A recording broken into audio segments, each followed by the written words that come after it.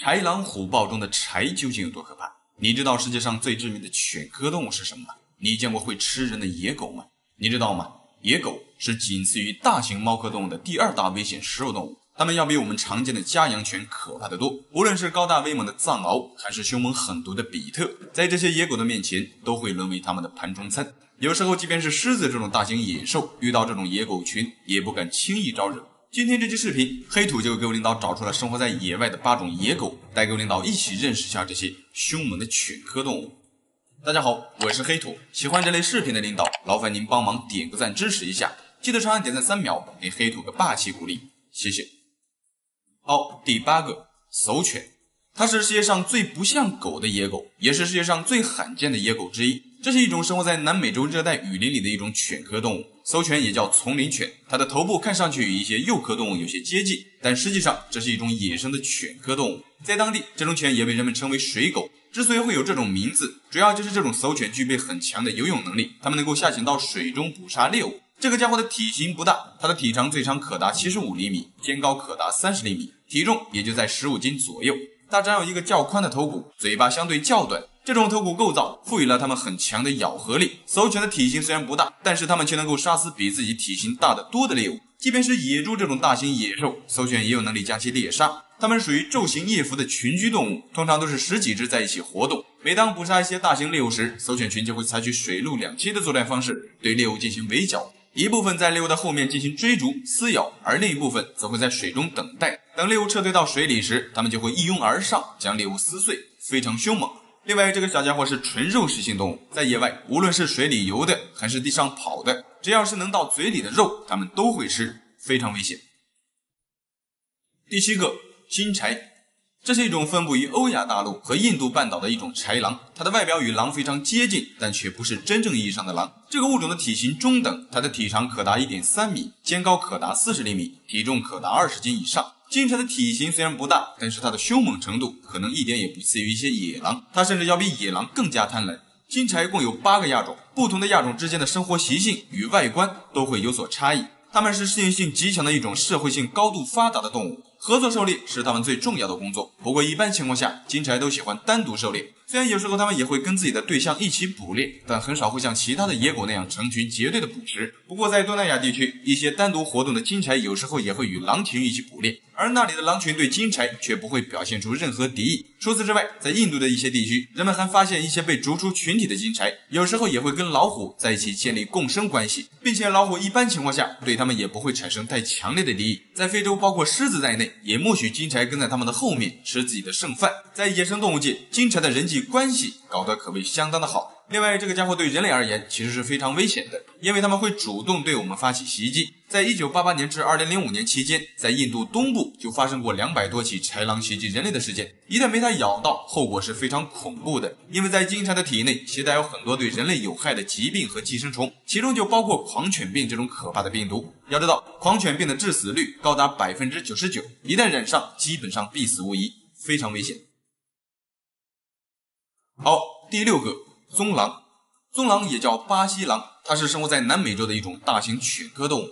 棕狼的腿部又细又长，它的肩高可达1米，头体长度可达 1.3 米，体重最重可达60斤。在所有的野生犬科动物中，棕狼的身高是最高的。它们多数都生活在巴西的南部，通常都喜欢活动在一些树木稀疏的草原地带。与大多数的大型犬科动物不同，棕狼是一种独居动物，它们通常都是独自活动与狩猎。在野外，它主要靠捕食一些啮齿类动物为食，不过这并不是它的主要食物来源。棕狼其实属于一种杂食性动物，除了肉类，它几乎一半的食物来源都是植物，所以一般情况下，它们并不会对人类发起攻击。在它们的背部长有黑色的鬃毛，当遇到危险时，棕狼就会将背部的鬃毛竖立起来，以此去扩大自身的轮廓，从而对敌人起到震慑的作用。它的这种办法非常奏效，因为在它们的活动区域内，除了美洲豹和美洲狮，几乎没有其他动物可以威胁到棕狼。另外，这个家伙虽然体型很大，但却并不具备太强的战斗力，可能是由于经常吃素的原因，所以就导致这个家伙的犬齿并不发达，它们不具备捕获大型猎物的能力。相对其他的大型犬科动物来说，棕狼还是比较友好的。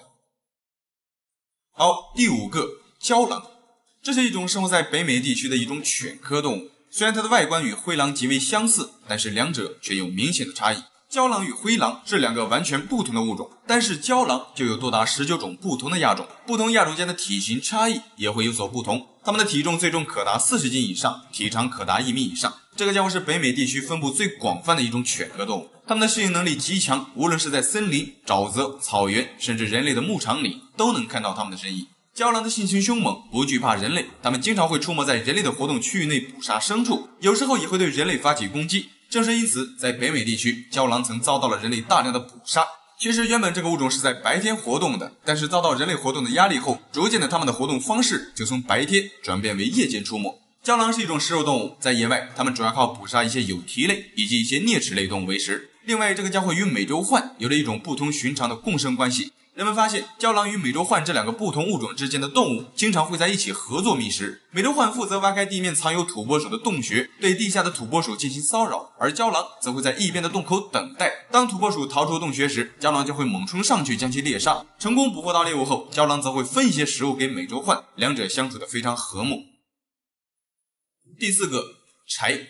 它就是豺狼虎豹中位列第1位的那个豺。从外观看上去，无论是体型或是面部表情，这个物种貌似都不及虎狼豹这种大型动物。那么为什么古人会将它与虎狼豹这些野兽并列在一起呢？当然是有一定的原因的。豺也叫亚洲野犬，这个物种主要都分布于亚洲，通常都喜欢活动在一些林区和山地里。它们的皮毛颜色多数都是红棕色。这个家伙的体型不大，体长也就在 1.3 米左右，体重可达60斤以上。它是所有犬科动物中灵活性最高的动物，它的行动非常敏捷，并且特别擅长跳跃。除此之外，它还是现存所有犬科动物中本领最多的种类，也是捕猎能力最强的犬科动物之一。如果单从外观看上去，你可能丝毫察觉不到这个小家伙究竟有多可怕。它们长得就像村里的小黄狗一样，并不出众，但实际上这个家伙可能要比狼更加可怕。豺是一种群居动物，豺群的数量从几只到几十只不等。它们在捕杀猎物时，会像猎狗那样采用掏肛的手段对猎物进行疯狂的撕咬。除此之外，它还比猎狗多出很多残忍的攻击方式。当豺群在捕杀一些大型猎物时，会先攻击猎物的眼睛，使猎物丧失逃跑能力，然后豺群就会蜂拥而上，将还活着的猎物开肠破肚，活吃内脏。被豺群捕获的猎物往往会眼睁睁地看着自己被豺群分解吃掉，非常绝望。在野外，豹子能捕杀的猎物，豺群几乎都可以捕杀，而豺群能捕获的猎物，豹子却不一定能捕杀，非常可怕。好，第3个，澳洲野狗。如果身处澳大利亚的野外见到这样的狗，请一定要与其保持安全的距离，因为你见到的如果是一只澳洲野狗，那么下场是非常危险的。它是生活在澳大利亚的一种野生犬种，这种狗的外观看上去虽然与家犬一样，但实际上它们却是一种非常凶猛的野狗。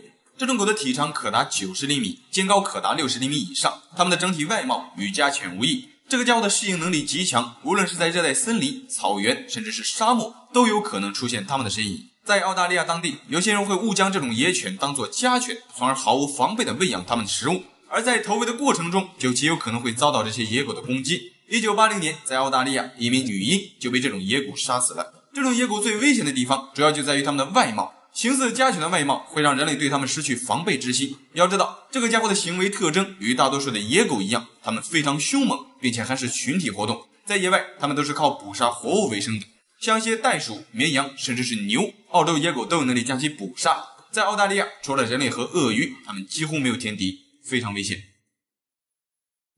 第2个，非洲野狗。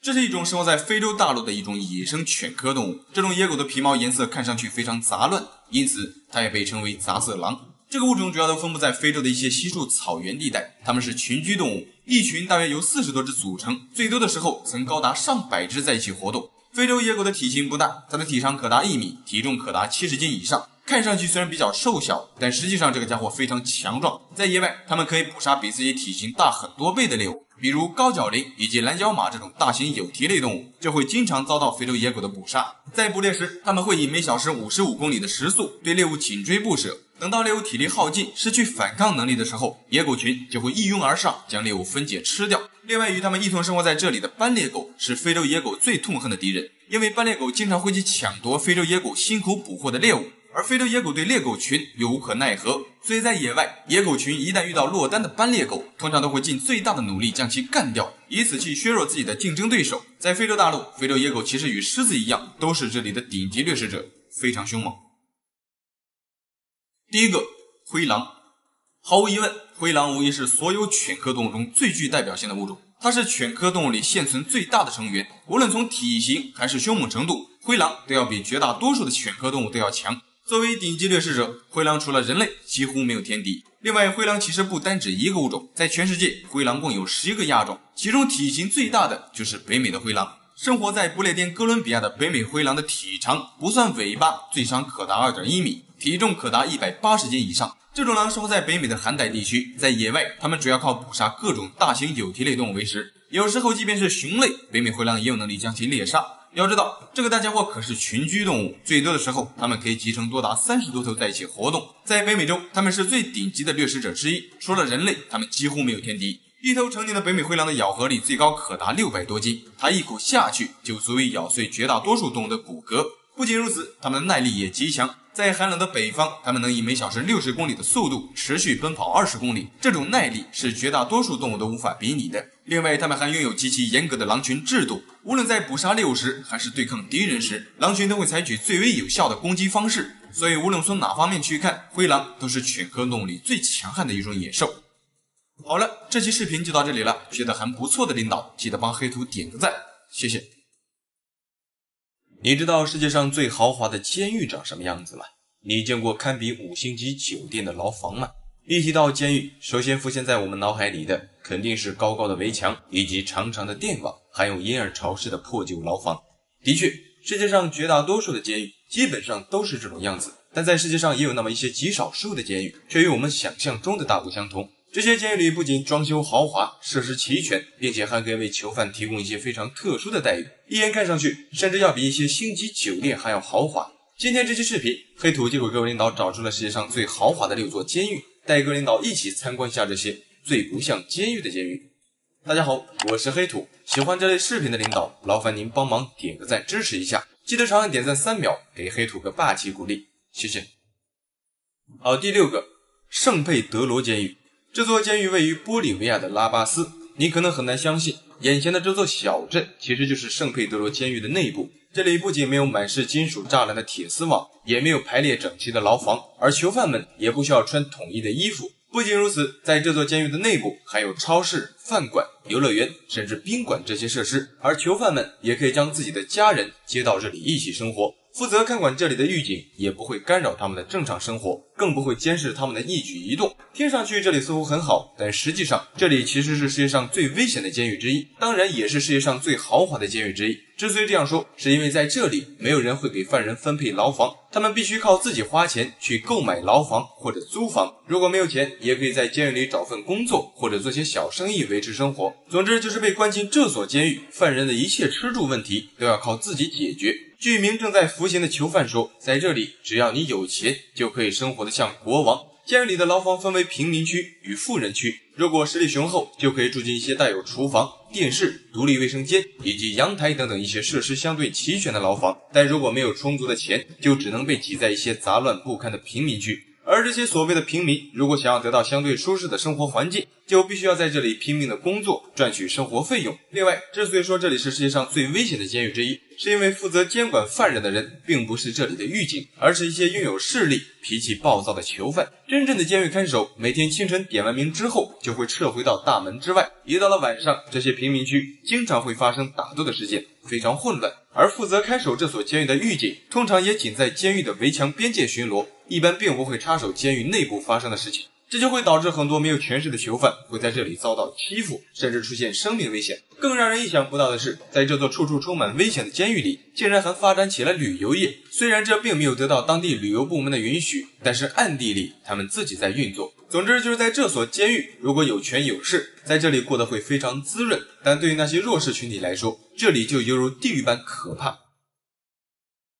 第5个，阿兰胡埃斯监狱。这座监狱位于西班牙的首都马德里南部约40公里的地方，这里是世界上唯一一座拥有家庭牢房的监狱。如果在夫妻双方都被捕入狱的情况下，而此时家里正好有年幼的孩子无人照顾时，就会被安排到这座监狱，并且囚犯可以将自己的孩子接到这里与自己一同生活。这座监狱共设有36套房间，每套房间的面积约在45平米左右。牢房内设有一个双人床和一个婴儿床，以及一个独立的卫生间，包括婴幼儿所用的奶瓶、玩具，甚至保育员以及幼儿园等设施几乎一应俱全。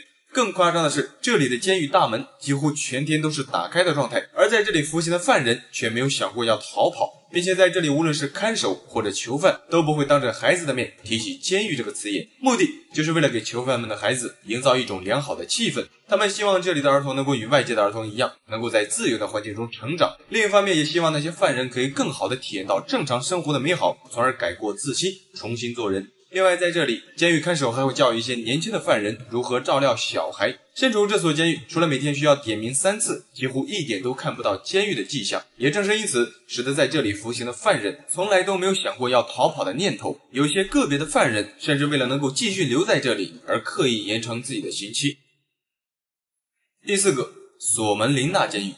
这所监狱位于一个名为芬兰堡的一个小岛上，因此这里也被称为芬兰堡监狱。芬兰堡监狱是芬兰的一座开放式监狱。所谓开放式监狱，就是一种没有围墙、没有铁窗，对犯人也没有严格限制的一种监狱。这种监狱的内部往往与外界生活并没有太大的差别，各种生活设施一应俱全，并且被关到这里，监狱看守还会引导犯人学习各种生活技能，目的就是为了让犯人在刑满释放、回归社会后不与社会脱节。而芬兰堡监狱就是这种开放式监狱。被关到这里的犯人可以在监狱里种菜、养马，甚至在河边钓鱼、烧烤，都没有人会管你。监狱里还配备了类似于宿舍的单人间、厨房、卫生间，甚至桑拿房，休息区也设有电视等等各种生活娱乐设施一应俱全。如果在里面待得没意思，还可以申请从事有偿的工作。一名58岁的犯人在这里就有一份店员的工作，在上班期间，他1个小时可以赚到7欧元，收入也是相当可观的。另外，这所监狱的围墙是用木头栅栏围起来的，负责看守囚犯的狱警也只有10几个人。被关在这里的犯人在白天可以自由出入去工作或者购物，但是到了晚上就需要回到这里。在这里，囚犯可以拥有自己的汽车，也可以考取技能证书。有一些刑满释放的犯人，通常为了能继续考取技能证书，仍会选择继续待在这里学习。不过千万不要把这里当作是一个好地方，因为无论如何，这里仍是一座监狱，在这里仍然会有很多严格的制度，从而限制犯人的自由。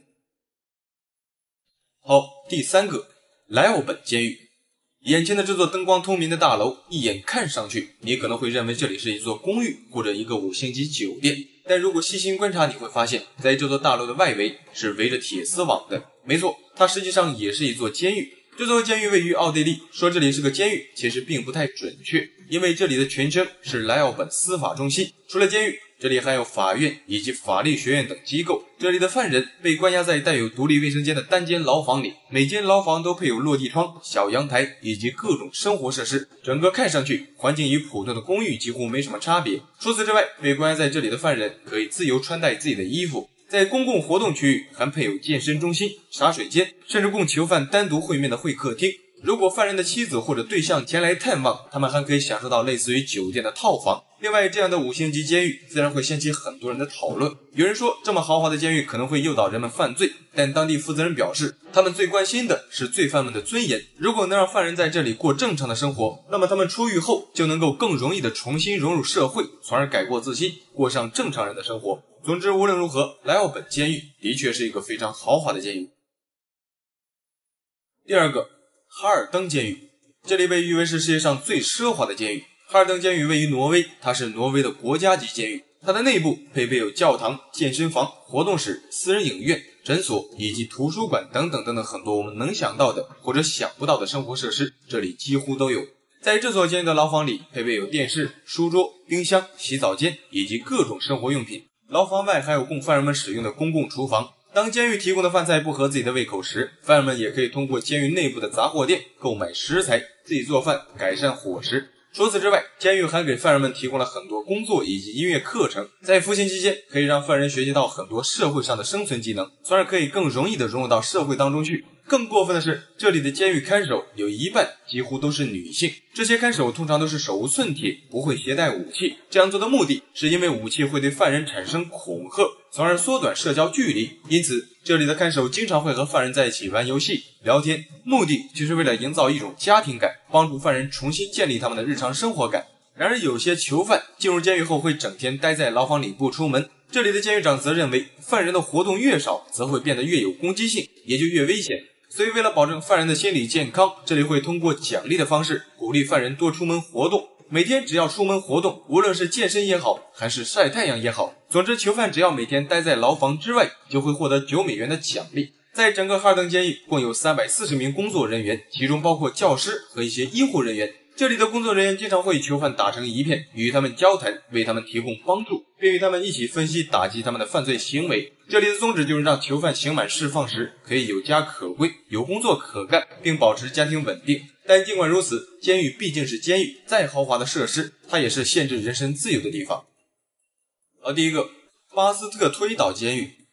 这座监狱位于挪威南部的一个 2.6 平方公里的小岛上，一眼看上去，这里没有高高的围墙，也没有通了电的铁丝网，更看不到四处巡逻的监狱看守。那么监狱到底在哪里呢？其实整座小岛就是监狱，被关在这里的犯人有多达100多名。但让人意外的是，到了晚上，这里只有5名监狱看守在岛上过夜，而岛上的犯人却不会想着逃跑。这座监狱里执行了一种废物利用以及环保的政策。在冬季，囚犯们会使用废木柴供暖，监狱内的一切用电都是由太阳能板来供应。他们有自己的独立牢房，牢房里还配有电视、电脑、卫生间以及厨房。另外，犯人们也不需要穿统一的服装，只要在这座岛上，他们就可以随意活动。不仅如此，在这座监狱里，就连犯人们的食物也都是自给自足。这里所有的蔬菜以及粮食都出自监狱内的菜园子。这里的囚犯每天喝的都是有机的麦片粥，吃的食物也都是100%的有机食品，多出来的食物还可以自行销售给其他的监狱。为了补充蛋白质，犯人们还饲养了200只鸡、40头羊和20头母牛。只要符合监狱的规定，犯人们甚至是在河边钓鱼、游泳、晒日光浴都是可以的。如果第一眼看到这里，很多人会误以为这里是一个度假村，但实际上这里的确是一所监狱。更让人意外的是，这里的犯人虽然也有很多重刑犯，但是到了这里之后，他们反而可以改造得更好。岛上的囚犯相处的都非常和睦，并且他们也更善于做一些积极向上的事情。据报道，从这座监狱走出的犯人有着全欧洲最低的再犯率。正是出于以上的种种原因，使得这座监狱成为了世界上第一座生态监狱。好了，这期视频就到这里了，觉得还不错的领导记得帮黑图点个赞，谢谢。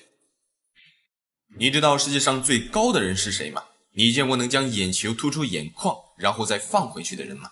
在世界上有这么一些独特的人群，他们有着超出常人的特殊能力与身体构造。如果没有如今的视频平台，我们可能一辈子都不能亲眼见到这些非凡的人类。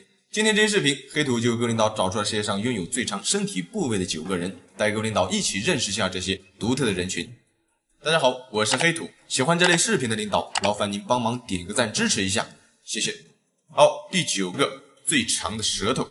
你的舌头能碰到自己的鼻子吗？你知道世界上舌头最长的人是谁吗？一般来说，绝大多数成年人类的舌头也就在5厘米左右，长一点的可以达到7厘米。但是这位来自美国加利福尼亚州的一名男子，他的舌头却长达10.1厘米。早在2012年，他就被吉尼斯世界纪录认证为世界上舌头最长的人。这位帅哥名叫尼克，尼克可以轻易地用舌头碰到自己的鼻子以及下巴，这看上去似乎不难，但实际上却是世界上绝大多数人都难以完成的高难度动作。尼克表示，拥有这样的长舌头可以帮助自己在不用餐巾纸的情况下，利用自己的舌头就可以擦掉脸上的食物，也可以在吃冰淇淋时不让冰淇淋碰到自己的嘴唇，这样就可以防止弄脏嘴巴。包括吃酸奶时，他也可以直接用舌头将盒子底部的酸奶吃干净。另外，他的舌头还可以用来绘画，以及完成各种常人难以做到的事情。当然，有利就有弊。他的大长舌头虽然在其他方面都比一般人出色，但是在晚上睡觉时，由于舌头太长，等舌头一放松，就容易被噎住，从而出现窒息的危险。另外，除了尼克，在美国还有一个名叫阿德里安娜·刘易斯的女性，她也拥有像尼克一样的长舌头，她的舌头长度达到了惊人的10.16厘米。她不仅可以用舌头触碰到自己的鼻子和下巴，如果借助一点外力的话，甚至可以碰到自己的眼睛。只不过她还没有得到吉尼斯世界纪录的官方认证。目前世界上最长的舌头吉尼斯世界纪录保持者仍是尼克。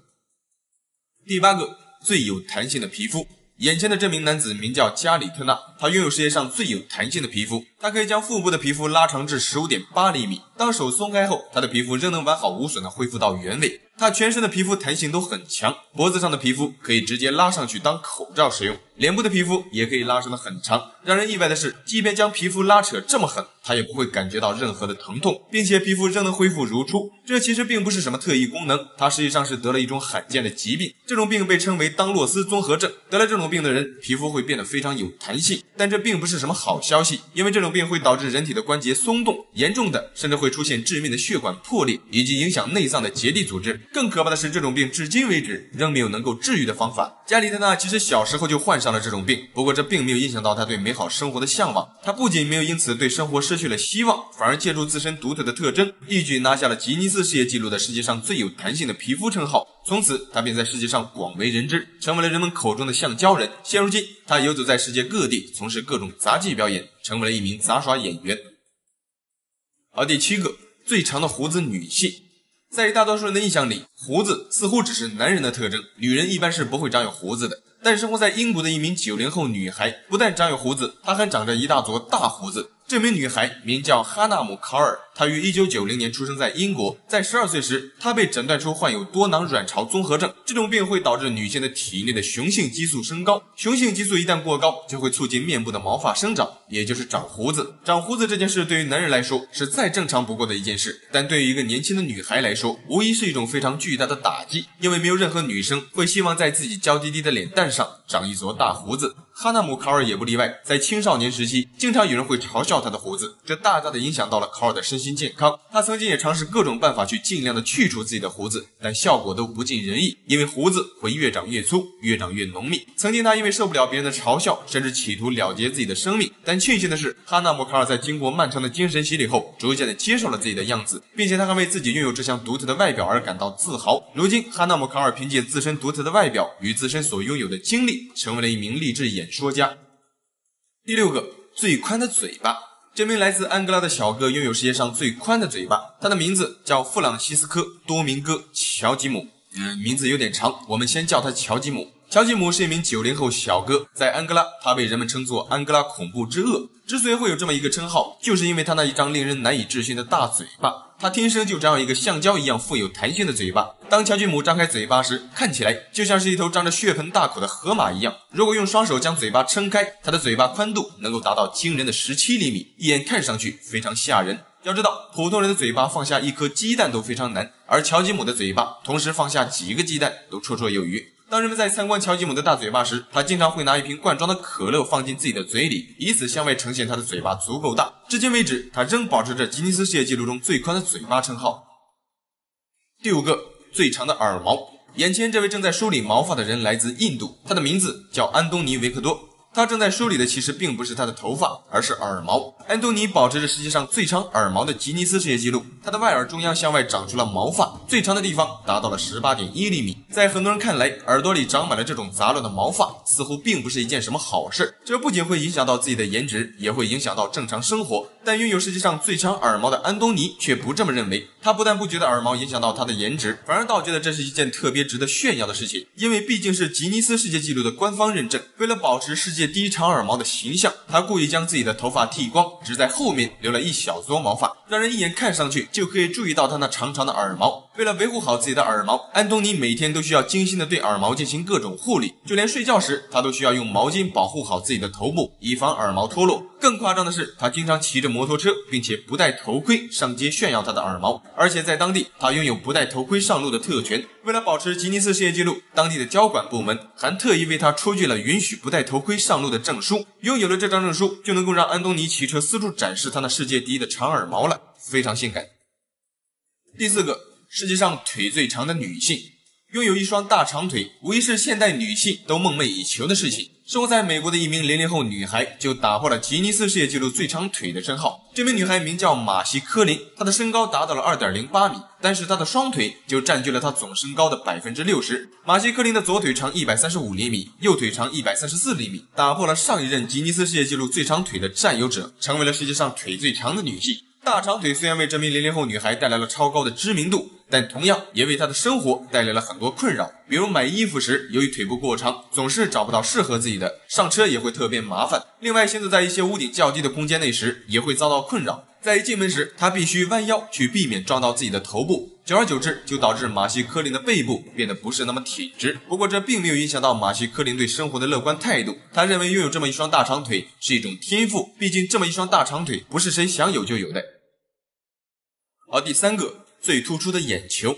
你见过能将眼球凸出来再放回去的人吗？来自巴西的一名男子，他就有着这种惊人的能力。他可以将自己的眼球突出眼窝外 18.2 毫米，然后再完好无损的缩回去，看上去非常吓人。每一次突出眼眶，它可以维持20到30秒的时间，就必须缩回去，因为当眼球暴露在空气中太久时，就会变得干涸，从而引发一系列的灼烧感，损伤眼球。所以他的眼睛其实并不能在外面暴露太久。其实这名男子在9岁时就发现了自己的天赋，小的时候他经常喜欢在镜子面前做鬼脸，有时候也会对他的家人以及朋友进行展示。最开始他的父母也怀疑这是一种疾病，但幸运的是，这并不是一种疾病，而是一种非常罕见的天赋，并不会影响到他的身体健康。与其一同拥有这项技能的还有一名来自美国的女性，她的眼睛也可以突出眼窝11毫米。这位女士名叫金古德曼，她被吉尼斯世界纪录认证为世界上眼球突出最远的女性。她的这项技能并不是与生俱来的，金古德曼是在一次头部遭到撞击之后才发现这项惊人的能力的。从此之后，她只要用力的打一个哈欠，她的眼睛就会凸出来，看上去非常可怕。第二个，最长的指甲。眼前的这位名叫里雷德蒙德的女士来自美国的犹他州，她有着世界上最长指甲的吉尼斯世界纪录。里雷德蒙德从1979年就开始留指甲，到了2008年，她的指甲总长度达到了 8.65 米，整整30多年的时间没有剪指甲。为了加强指甲的硬度，30多年里，她一直保持着高蛋白含量的饮食。每过一段时间，她就需要花上几个小时的时间，用温热的橄榄油对她的指甲进行护理，并且还会在每个指甲上涂上1瓶半的指甲硬化剂，以防自己的指甲变脆脱落。据当地的一名医生估计，如果这名长指甲女士被困在一些掩体中，没有食物来源，如果吃掉自己的指甲，就可以帮助她存活3个月。听上去都觉得非常恶心，但这却是事实，因为指甲也含有很丰富的蛋白质。另外就是拥有这么长的指甲，自然也会为生活添加很多麻烦，特别是穿衣服，尤其是在冬季穿一些厚衣服时，她只能一点一点的将衣服袖子穿过自己的长指甲。很多年以来，她的丈夫曾一度要求她剪掉自己的长指甲，因为这种特征经常会吓到一些小孩子。然而面对家人的要求，里雷德蒙德总是一口回绝。曾经一家杂志公司表示愿意出10万美元让她剪下自己的指甲，但也未能如愿。直到2009年，他驾车行驶在路上时，不幸遭遇了车祸。虽然没有发生生命危险，但是这次车祸也让他精心打理了30多年的指甲离他而去了。好，第一个，世界上最高的人。眼前的这名巨人叫瓦德罗，他出生于美国的伊利诺伊州。你可能很难相信，视频中的他仅有20多岁，而身高却达到了惊人的 2.72 米。他是人类有记载以来世界上最高的人。瓦德罗在刚出生时身高与正常人无异，但是在2岁时由于头部动了一次手术，随后他便开始快速长高，到了8岁他的身高就已经超过了他的父亲，10岁时他就长到了 1.98 米。后来发现不对劲，于是瓦德罗12岁时他便到医院接受检查，后来被判定快速增长的原因是脑下垂体长了肿瘤，得了巨人症。这种情况会导致异常高水平的人类生长激素。到了17岁时，他的身高就超过了 2.45 米。随着身体的不断生长，他身上的各个部位也都在逐渐变大。他所穿的鞋子、衣服以及各种生活用品都需要特意定制。巨大的身体自然也伴随着巨大的体重。到了21岁时，瓦德罗的体重就已经重达460多斤。如此大的体重也为瓦德罗的活动带来了很大的负担。随着身体越来越高大，他只能借助拐杖去帮助自己支撑身体。到了1940年，由于瓦德罗的血液遭到感染，到了7月15日，他离开了人世。去世时仅有22岁，而此时他的身高已经达到了惊人的 2.72 米，非常巨大。好了，这期视频就到这里了，觉得还不错的领导记得帮黑兔点个赞，谢谢。